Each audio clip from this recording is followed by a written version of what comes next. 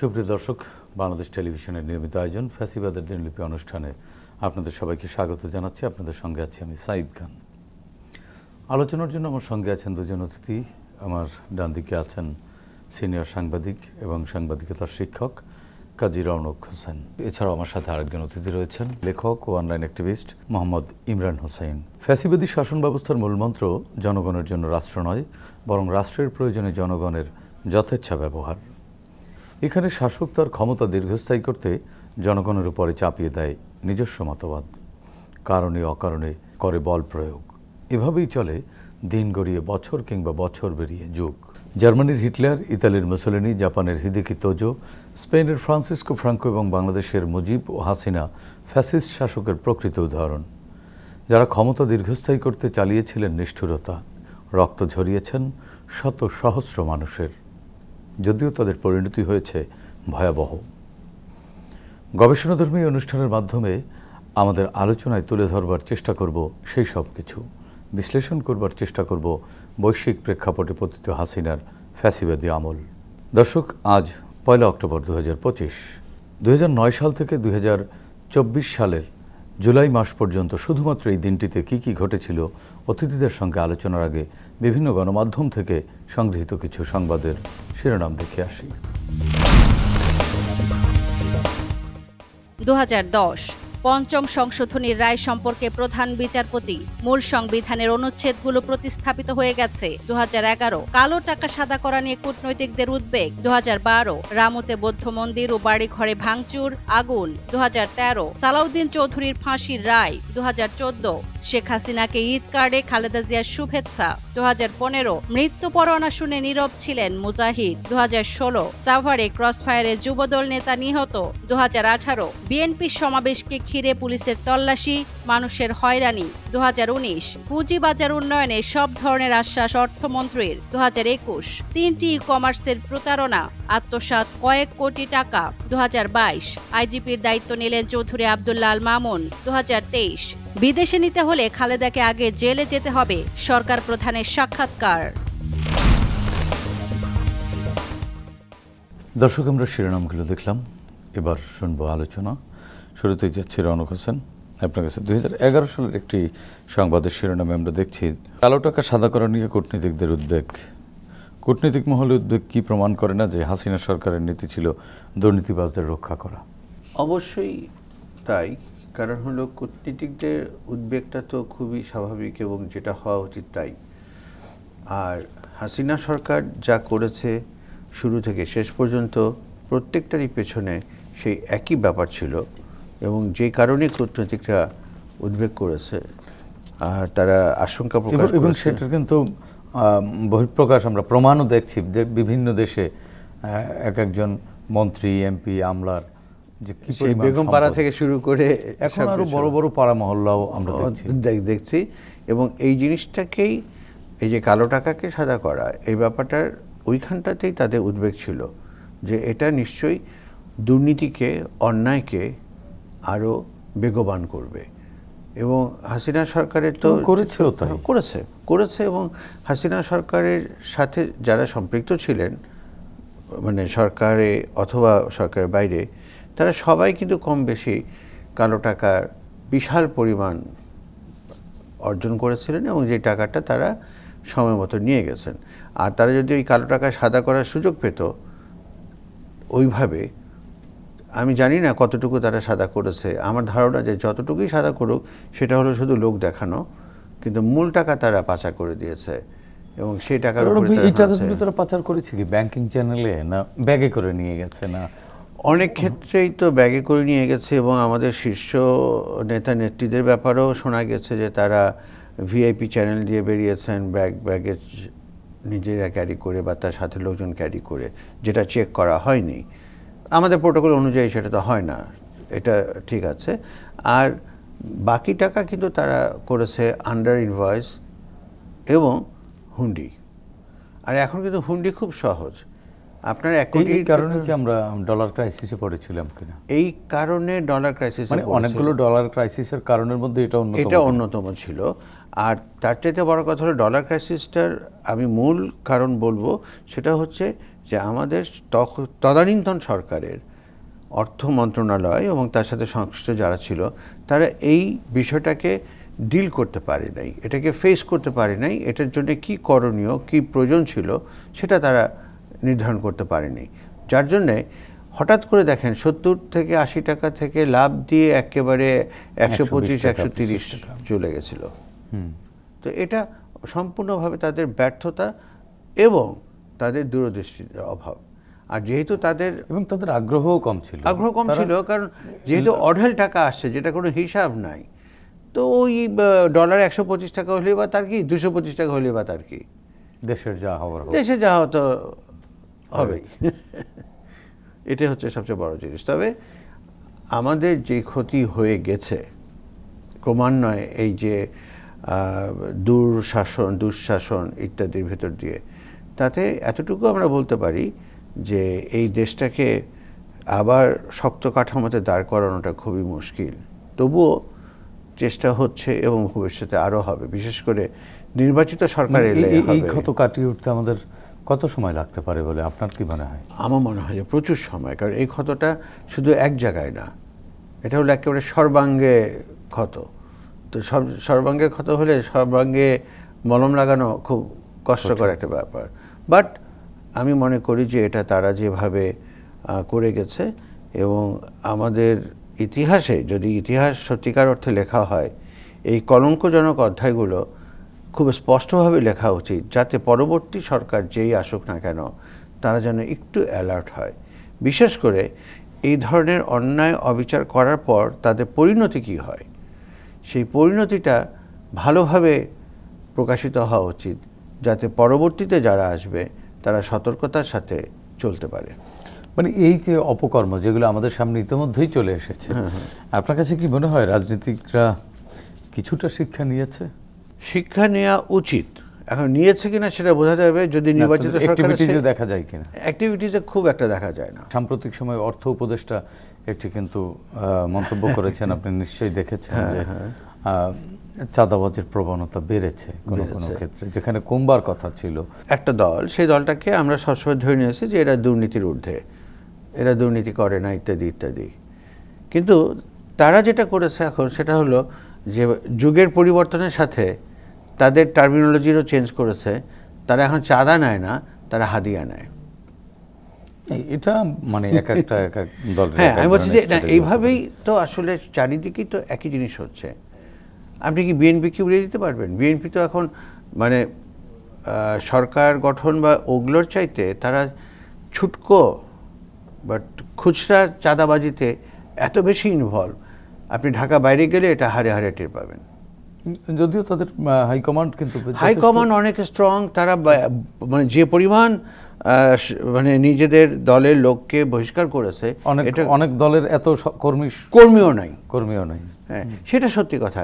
কিন্তু এই আন্তরিকতা আছে, হ্যাঁ, হাইকমান্ডের আন্তরিকতা আছে, অ্যাক্টিং চেয়ারম্যানের আন্তরিকতা আছে, কিন্তু নিচে যারা কর্মী লেভেলে কাজ করছে তারা কিন্তু ওই লোকটাকে সামলাতে পারছে না। মানে তারা কি বার্তা বোঝে না?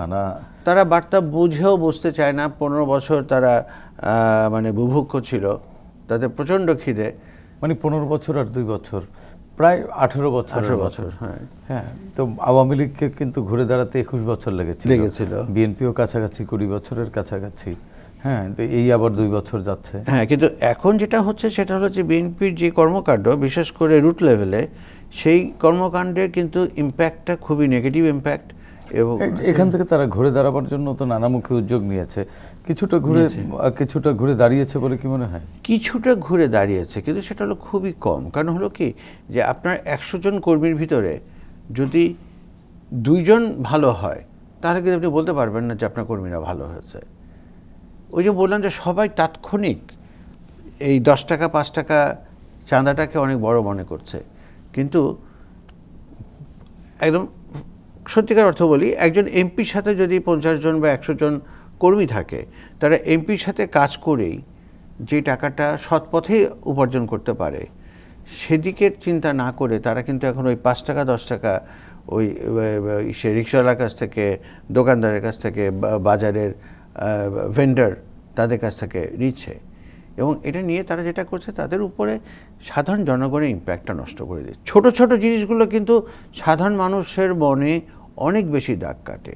অভ্যুত্থানের পক্ষের যত শক্তি কেউ আসলে সমালোচনার ঊর্ধ্বে না। তবে আমি হতাশ হতে চাই না, আমি চাই, কারণ রাজনৈতিক দলগুলোর আবার উদ্যোগও আছে।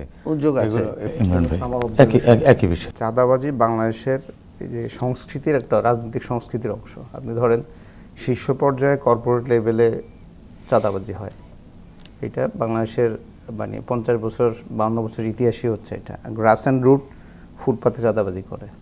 সো যে পলিটিক্যাল কালচারের যদি আপনি সংস্কার করতে না পারেন, যেমন একজন কর্মী তার নেতার কাছে তার পরবর্তী অ্যাক্টিভিটিস কীভাবে, এভরিডে তার পলিটিক্যাল প্রোগ্রাম থাকে, মুভমেন্ট থাকে, 50 জন লোক নিয়ে তাকে যেতে হবে, এই যে অর্থের যোগান কোত্থেকে আসে, সেটা ওই ফুটপাত থেকে আসে।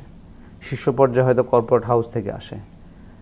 এটা বিএনপির ক্ষেত্রে একরকম, জামাতের ক্ষেত্রেও কিন্তু একই রকম, এনসিপিও তাই করেছে। তো আপনার এই যে কমপ্লিট রাজনৈতিক সংস্কৃতির যদি পরিবর্তন না হয়, চাঁদাবাজির যে অর্থনীতি, এটা আপনি চেঞ্জ করতে পারবেন না। প্লাস এটার সাথে কালো টাকা, ফুটপাত, বাস স্ট্যান্ড, ট্রাক স্ট্যান্ড, এই টোটাল এই অর্থনীতির সাথে কোটি কোটি মানুষের জীবিকার সম্পর্ক আছে। সো এইটাকে আপনি যদি এই 5ই আগস্টের পরে শুধু বিএনপির উপর দায় চাপিয়ে দেওয়া হয়, এটা একেবারে টোটালি অন্যায় হবে।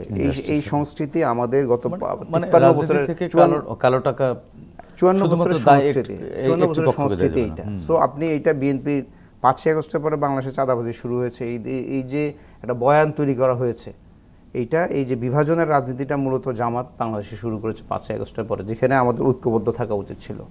আমাদের এই ধরনের বিভিন্ন প্রবলেম থাকবে, কারণ ধরেন 16 বছরের শাসনে মানুষের নৈতিকতাকে সম্পূর্ণভাবে ধ্বংস করে ফেলা হয়েছে। সেইখানে চাঁদাবাজি তো একটা খুবই মানে সাধারণ সমস্যা আমি মনে করি, যেখানে রাষ্ট্রের শীর্ষ পর্যায়ে প্রতিনিয়ত মিথ্যাচার করা হইতো। রাতের 12টার সময় বলা হইতো যে এখন দিনের 12টা, আমরা সেটাই মেনে নিতে হয়েছে, রাইট? সেইখানে 5ই আগস্টের পরে সবাই ভদ্রলোক হয়ে যাবে, এই দেশে বেকারত্ব থাকবে না, কোনো চাঁদাবাজি থাকবে না, কারণ এই যে কোটি কোটি মানুষ বেকার, এদের কোনো না কোনোভাবে তো সার্ভাইভ করতে হবে। তো আমাদের সম্পদের সুষম বন্টন, পলিটিক্যাল কালচারের যে পরিবর্তন, মাসল শো করার যে রাজনীতি, প্রতিদিন জনগণকে নিয়ে মিছিল মিটিং করার যে রাজনীতি, এই কালচার চেঞ্জ না হলে আপনার চাঁদাবাজি থেকে আপনি বের হতে পারবেন না। এবং এইটা শীর্ষ পর্যায়ে থেকে গ্রাস অ্যান্ড রুট সব জায়গায় এটা আছে, সব দলের মধ্যেই এটা আছে, বিভিন্ন ফরম্যাটে হয়, ঠিক আছে। কিন্তু বিএনপিকে ভিক্টিমাইজ করা হয়েছে 5ই আগস্টের পর। বিএনপি কেন দেখেন, বাংলাদেশের যে পলিটিক্যাল স্ট্রাকচার, সেইখানে এক পাশে ছিল সেন্ট্রাল রাইটে বিএনপি, সেন্ট্রাল লেফটে আওয়ামী লীগ। আওয়ামী লীগের পতনের পরে, মানে যেটা তাদের ডিজার্ভ করে, সেটার পতনের পরে এইখানে যে ভ্যাকুয়াম তৈরি হয়েছে, আলটিমেটলি যেটা হয়েছে যে বিএনপি এই জায়গাটাতে রোল প্লে করতে গিয়ে যেটা হয়েছে যে এই যে যারা সমাজের চাঁদাবাজ, মাদকসেবী বা মাদকের ব্যবসা বা যারা দুর্নীতি পার্ট অফ করাপশন, দুর্নীতি সচিবালয় থেকে শুরু করে সবই দুর্নীতি, এরা সবাই কি করে পরবর্তী ক্ষমতাসীন কারা তাদের ছত্রছায়া যাওয়ার চেষ্টা করে, রাইট? তো আপনার দলের ভিতরে আবার যে রাজনীতি পদাধিকারের জন্য যে গ্রুপিং থাকে, যেটা একটা হেলদি কম্পিটিশন হওয়ার কথা, সেটা অনেক সময় একটু নগ্ন হয়ে যায়, এবং সেটার ক্ষেত্রে আপনার এই ধরনের মাসল পাওয়ার লাগে, এই ধরনের ব্ল্যাক মানি লাগে। সো এই যে পলিটিক্যাল সংস্কৃতি, পলিটিক্যাল যে কালচার, এইটা আপনি চেঞ্জ না করলে জীবনে এখান থেকে বেরোতে পারবেন না। সো এটা বিএনপির এককভাবে কোনো সমস্যা না, এটা গোটা রাজনীতির সমস্যা। এটা নাম্বার 1। সেটা হচ্ছে আরেকটা, এই 5ই আগস্টের পরে এই বিভাজনের রাজনীতি যদি আমরা না করতাম, আমরা যদি ঐক্যবদ্ধ থাকতাম, বিএনপি, জামাত, এনসিপি সবাই মিলে, তাহলে এই যে আধিপত্যবাদী শক্তি, ফ্যাসিবাদী শক্তির যে এখন আমরা আবার শুনতে পাই, এই যে নুরুল মজিদ হুমায়ুনের মৃত্যুর কথা বললেন ভাই, যে ডেফিনেটলি কোনো এই ধরনের কোনো মানে মানুষের মৃত্যুসজ্জায় তার হাতে হাত করা, এটা দেখতে খারাপ লাগে। যদিও হয়তো আপনি প্রচুর মানুষ সংস্কৃতি আগেই ছিল, যেটাই বলতেছি এটা আগেই ছিল, কিন্তু হ্যাঁ আমরা সুশাসন ন্যায় বিচার প্রতিষ্ঠার জন্য এই 5ই আগস্ট হয়েছে। আমরা চেষ্টা করতে হবে আমাদেরকে যাতে মানুষ ন্যায় বিচার পায়, কারণ সকল সুশাসন বলেন সব কিছুর পূর্বশর্ত ন্যায় বিচার, সেটা এনশিওর করতে হবে, প্রতিহিংসা করা যাবে না। ইমরান ভাই, আপনার কাছে আরেকটি বিষয় একটু আলোচনা শুনতে চাই। 2012 সালের একটি ঘটনা, রামুতে বৌদ্ধ মন্দির ও বাড়িঘরে ভাঙচুর, আগুন। সংখ্যালঘুদের নিরাপত্তা দিতে ব্যর্থ হয়ে কি শেখ হাসিনা প্রমাণ করেননি যে তার শাসন গণতান্ত্রিক নয় বরং ফ্যাসিবাদী ছিল, এবং এই যে সংখ্যালঘু সম্প্রদায়ের প্রতি মায়াকান্না দেখিয়ে সবসময় তাদেরকে রাজনৈতিক টুলস হিসেবে ব্যবহার করেছেন কিনা? যে এটা তো আমাদের সংখ্যালঘু হচ্ছে আমাদের একটা কার্ড, যেটা আমরা প্লে করি রাজনীতিতে, এবং এটা আওয়ামী লীগ সবসময় বেশি প্লে করে থাকে। 2012 সালের 29শে সেপ্টেম্বর সম্ভবত ফেসবুকের একটা পোস্ট নিয়ে, ভুয়া পোস্ট নিয়ে পরবর্তীতে বৌদ্ধবিহার 15টা বা 12টা বৌদ্ধবিহার এবং বৌদ্ধদের বাড়িঘরে হামলা চালানো হয়েছে পরের দিন পর্যন্ত, প্রায় 250-300 বাড়িতে। সো এইটা আজ পর্যন্ত কারা হামলা চালিয়েছে এইটা 13 বছরে আমরা ট্রেস করতে পারি নাই, মামলার তো কোনো অগ্রগতি নাই। তো এগুলো আমরা জানি কারা করে। রাজনৈতিক স্বার্থ হাসিলের জন্য বাংলাদেশে সাম্প্রদায়িক দাঙ্গা লাগিয়ে দেওয়া হয়, সেটা কখনো হিন্দুদের সাথে কখনো বৌদ্ধদের সাথে, এখানে তাই হয়েছিল। তো আলটিমেটলি আসলে এইটা আমরা কিছুদিন আগে আপনার হাসানুল্লাহ ইনু সাবেক মন্ত্রী শেখ হাসিনার সাথে যে কথোপকথন হয় সেখানেও দেখেছি যে কার্ড খেলার কথা, যে মানে আপনার সংখ্যালঘু কার্ড, জঙ্গি কার্ড, এগুলো নিয়ে আলোচনা হয় তাদের মধ্যে। সো দ্যাট ওয়াজ এ টুল এখানে আমাদেরকে পলিটিক্যালি ডিভাইডেড করা এবং বেনিফিশিয়ারি হওয়ার জন্য আওয়ামী লীগের অলওয়েজ ছিল এটা। এই 5ই আগস্টের পরে তারা এই কাজ করার চেষ্টা করেছিল মন্দিরে,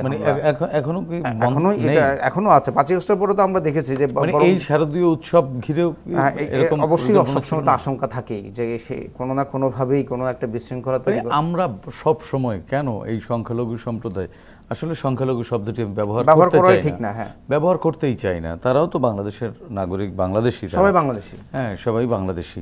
তো তাদের পাহাড়ের থেকে ধর্মীয় বিবেচনায় তাদেরকে সব সময় কেন এই রাজনীতির একটা কার্ড হিসেবে ঠেলে দেওয়া হচ্ছে? এখানে দায়টা আসলে কার? এইখানে আসলে এটা মূলত পলিটিশিয়ানদের দায়, এবং মূলত আওয়ামী লীগই এই কাজটা করে। আমাদের কালচার এভাবেই। কিন্তু আপনি দেখেন যে বাংলাদেশে আপনি যদি ধরেন বাবরি মসজিদ যে হামলা ভাঙার পরে বাংলাদেশে আপনি তাঁতিবাজার লুট হইল, আপনি কোনো সেখানে কিন্তু দাড়ি টুপি মাদ্রাসার স্টুডেন্টরা যায় নাই, এটা একটা গ্রুপ ফায়দা হাসিলের জন্য চেষ্টা করছে, তারা লুটেরা, মানে এক ধরনের মব তৈরি হয়ে যায়, মব করা। এবং এইটা রিলিজনের কারণে, যে আপনি হিন্দু আপনি খ্রিস্টান এই জন্য আপনার হামলা হয়েছে তা কিন্তু না, রাজনৈতিক কারণে এই সংখ্যালঘু কার্ড, এই ধর্মীয় কার্ডটাকে ব্যবহার করা হয়। পার্শ্ববর্তী রাষ্ট্র এটাকে প্যাট্রোনাইজ করে। আমরা এখন যেমন দেখতেছি পাহাড়ে তারা ইউপিডিএফকে প্যাট্রোনাইজ করে বিশৃঙ্খলা তৈরি করা হচ্ছে। সো এইটা সবসময় এই আধিপত্যবাদী শক্তি বাংলাদেশকে এইভাবে ব্যবহার করছে, যে আমাদের এখানে রাজনৈতিক কার্ড, আপনার পাহাড়ি বাঙালি সমতল এগুলার কার্ড, এগুলো খেলে সবসময় এটা আমাদেরকে আসলে ডিস্টেবিলাইজ করার জন্য, অস্থিতিশীল করে রাখার জন্য, ফায়দা হাসিলের জন্য মূলত, আর অন্য কিছুই না। বাংলাদেশে মানে প্রত্যেকটা মানুষের সংস্কৃতি কি বদলাতে পারলাম না কেন, পারছি না, আমরা এখানে পারছি না। আমাদের মধ্যে সবচেয়ে বড় সংকট এই জাতীয়, যেটা আমার মানে মতে হচ্ছে, আমরা সবসময় বিভক্ত থাকি, আমরা ঐক্যবদ্ধ হতে পারি না। আমরা বাংলাদেশি হয়ে উঠতে পারি না। আমরা বাংলাদেশি হয়ে যে ঐক্যবদ্ধ থাকা, পাহাড় থেকে সমতলের লোক, মুসলমান, হিন্দু, বৌদ্ধ, খ্রিস্টান সবাই যে বাংলাদেশি, এই যে স্পিরিটটা, এটাকে বারবার ডিভাইডেড করা হয়। কিন্তু আমাদের কিন্তু ঐতিহাসিকভাবে আমরা কিন্তু একই, মানে কৃষ্টি, কালচার সবকিছু তো একই, ধর্ম চর্চাটুকুর বাইরের সবকিছুতে কিন্তু একটা মৌলিকত্ব আছে।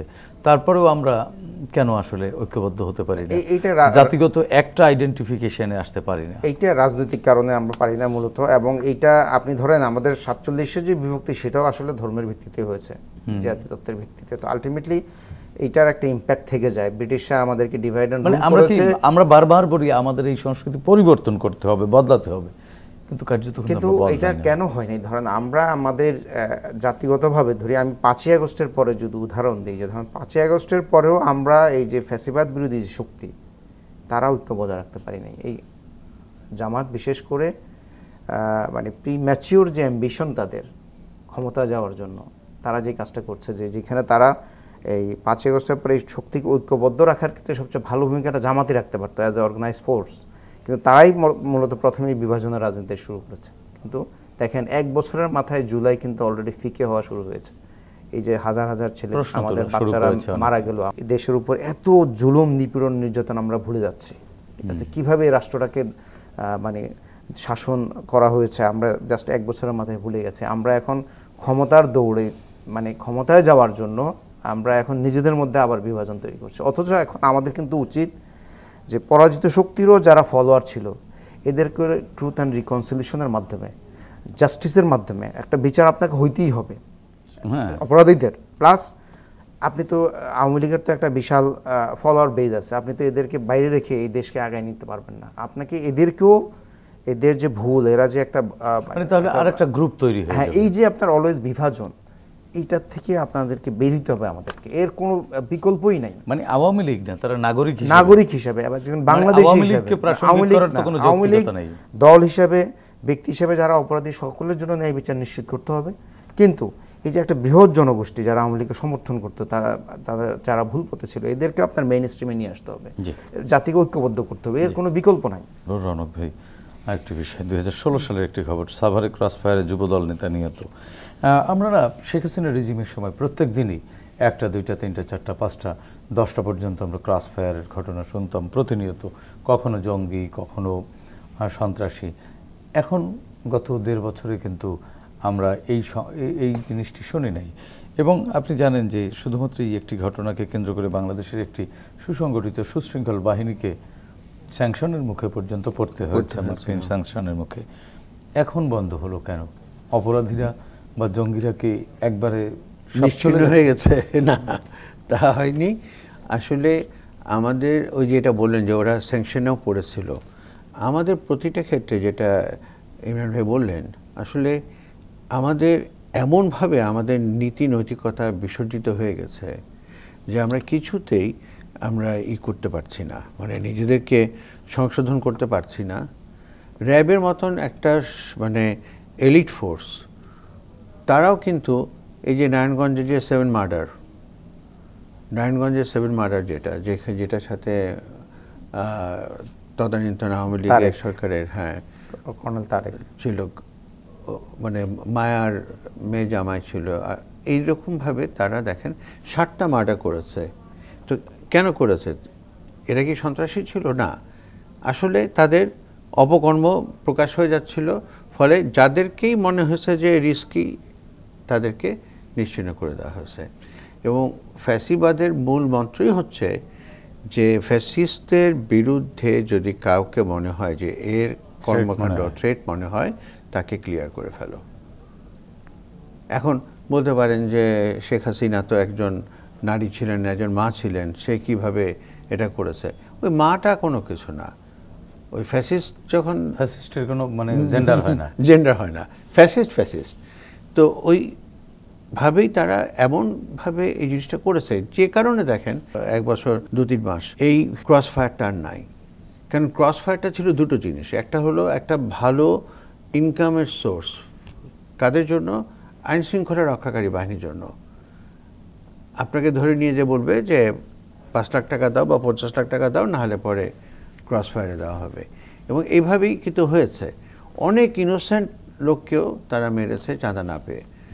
তো এই জিনিসটা বন্ধ হয়েছে, খুব ভালো। এরকম প্রতিটি ক্ষেত্রেই আমাদের এই ক্রস ফায়ার তো বিচার হওয়া উচিত, যে কারণে যারা ডেফিনেটলি হওয়া উচিত। এবং আমি তো মনে করি যে একবারে হঠাৎ করে বিচার করে আপনি সারা দেশকে একেবারে ফুলের মতন পবিত্র করতে পারবেন, এরকম আশা করাটা ভুল।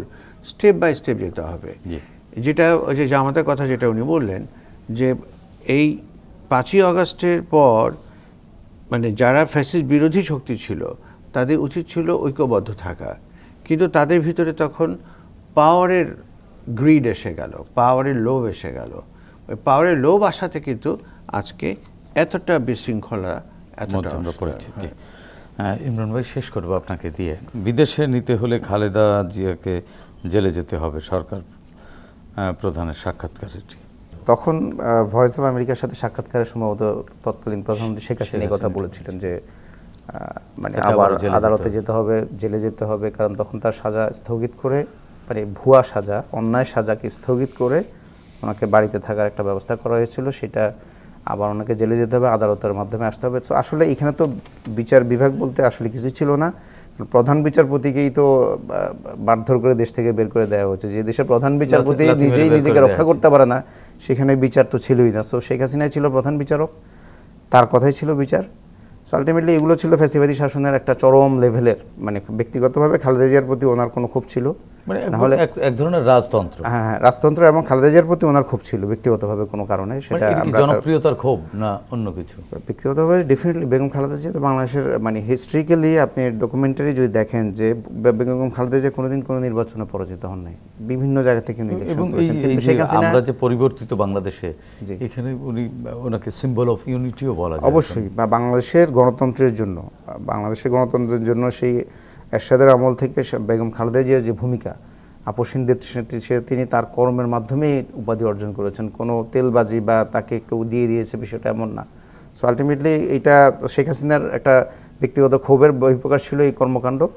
তো এক্সপেক্ট করে আমরা ক্ষোভের রাজনীতি থেকে কি আমাদের এই ক্ষোভ রাজনীতি থেকে বের হইতে হবে। আমাদের এক্সপেকটেশন থাকবে as a citizen of Bangladesh, ফেসিবাদ বিরোধী নতুন যে বাংলাদেশ, পরিবর্তিত বাংলাদেশ, এখানে বিএনপি জামাত, যেটি বিএনপি বলে সবার বাংলাদেশ, জি সবার বাংলাদেশ। আমরা যদি দেখি, একমাত্র দেখবেন যে 5ই আগস্টের পরে বিএনপির ভারপ্রাপ্ত চেয়ারম্যান তারেক রহমানের বক্তব্য ইনক্লুসিভ, পুরো বাংলাদেশকে নিয়ে উনি কথা বলেন। সেখানে কিন্তু কোনো দলের প্রতি ওনার বিদ্বেষ বিরোধ থাকে না।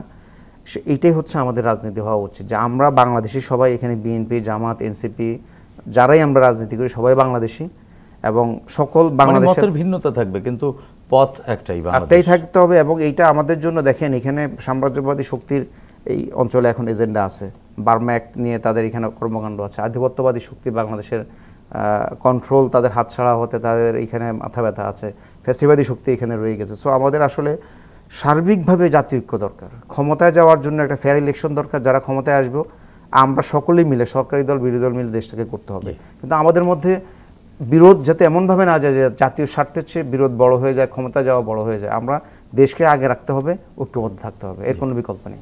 ধন্যবাদ ইমরান ভাই। ধন্যবাদ রণক ভাই আপনাকেও। প্রিয় দর্শক, 24-এর ছাত্র জনতার গণ অভ্যুত্থান পৃথিবীর ইতিহাসে নতুন পরিচয় পরিচিত করেছে বাংলাদেশকে। জনগণ শাসকের শোষণ নয়, চাই স্বচ্ছতা ও জবাবদিহিতামূলক রাষ্ট্র ব্যবস্থা, যার মাধ্যমে রাষ্ট্রে তাদের অধিকার নিশ্চিত হবে, প্রজা থেকে হয়ে উঠবেন নাগরিক। আসুন নতুন এই বাংলাদেশকে আমরা নাগরিক বান্ধব হিসেবে গড়ে তুলি, সাধ্যমতো ভূমিকা রাখি দেশ ও জাতি গঠনে।